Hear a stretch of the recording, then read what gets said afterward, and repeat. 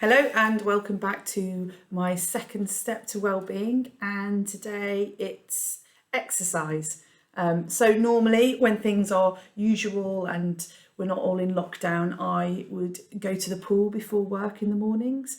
And I love swimming. It gives me loads of time and space in my head to sort things out, to plan for the day, strategies. I've had some brilliant eureka moments in the pool over the years, and it's just something that kind of fits all of my kind of needs around my well-being. And I know if I haven't been swimming for a few days, and so does my husband. So I can't swim at the moment, and I think about the water a lot. I think about being immersed in the water a lot, and I've been thinking about like free swimming in rivers, and it's something I haven't done since I was a teenager. And the people living behind me, have got a little pool. I don't know them, but I've thought about going and knocking and saying, "Can I have a quick swim in your pool?" But I think that might be a bit weird, and I'm not sure how fulfilling it would be because it's not very big.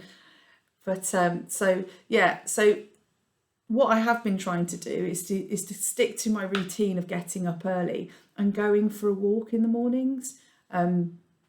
There's something really beautiful about walking at dawn where the light starts changing, and there's nobody about. Even on lockdown times around where I live, even though it's in town, just isn't that many people around. So it's really lovely. You get the streets to yourself. I've got my music on, and I can really, as I start walking, I can really start thinking about, what I'm going to do today. What are the challenges? What are the solutions?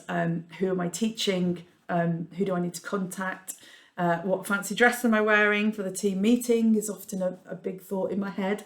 And walking's free. It's accessible. It's right there on your doorstep, and it can be done in a way that suits you. So on a morning where I'm really tired, I could do a shorter walk. On a morning where I feel like, really powerful, like yes, I can do a bigger walk. Like this morning, I have walked into our offices here at Harrison House for the Recovery College, with my big backpack on, with 2 laptops and my water and everything, and my music on, and I marched in, and it's mostly uphill. And by the time I got here in the rain, without my coat on, carrying an umbrella, I felt brilliant. I felt elated. I felt like really good for the day ahead, and that's what exercise does for me. It really opens up everything. It opens up my mind, it opens up my lungs, it opens up my thought processes, and it really gives me energy, and it makes me feel quite joyful and full of energy, and quite annoying probably for other people who are around me, but luckily I'm on my own here today, so I can't annoy anybody. There's quite a lot of science around why exercise works for people, for us, for everybody. And this comes from The Lancet. And it's around, The Lancet is like one of the foremost medical journals that doctors of all different disciplines read. And this is from The Lancet Psychiatry. And they found that literally just walking can improve your mental health. The study looked at data from over 1 million people over 4 years and found that people who exercise had 43% fewer self-reported bad days compared to people who didn't exercise at all, according to the study's abstract. Though the biggest reduction in bad mental health days was seen for people who participated in team sports, cycling and aerobic exercise, even people who just walked found that their bad mental health days reduced by over 10%.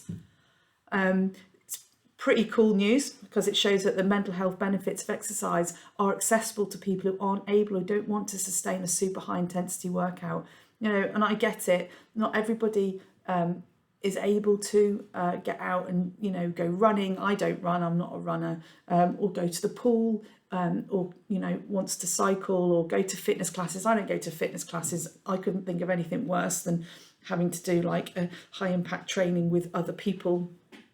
That's really not something that I'm into at all, but something that I can access and I can just do on my own, for free and at the pace and at the time that I want to, is walking. And it just makes me feel so much better.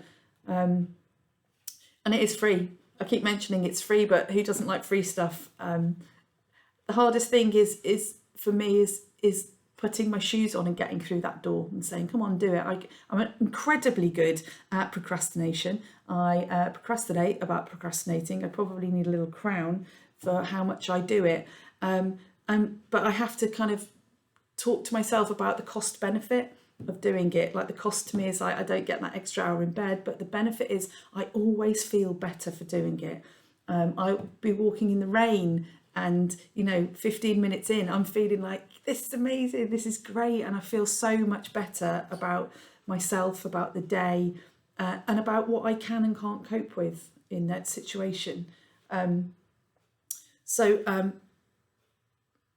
One of the benefits is the sunrise that I see. This morning, I was going to take a photograph of it, but I couldn't because it's raining and it's really cloudy. But there is even beauty and joy in that, the noise of the wheels in the rain. So my step 2 for my own well-being is exercise, being active and getting out there and doing it at a pace that suits me, at a time that I can manage, and and recognizing just what the benefits are for me on a day-to-day basis. So that's step 2. I'll see you for step 3.